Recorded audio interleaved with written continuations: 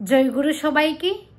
পরম পূজ্যপাদ শ্রী শ্রী আচার্যদেব বললেন, জীবনের অনেকগুলো শর্তের মধ্যে প্রথম শর্তে যদি আমরা তাকে নিয়ে আসতে পারি তবেই তাকে উপলব্ধি করতে পারব। তার জন্য তার মনের মতন আগে আমাকে হয়ে উঠতে হবে।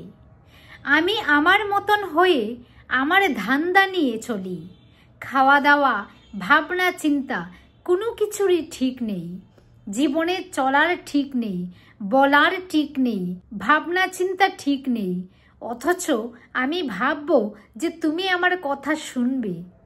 তা কোনোদিন সম্ভব নয়, কারণ তিনি এলোমেলো নন, তিনি স্থির।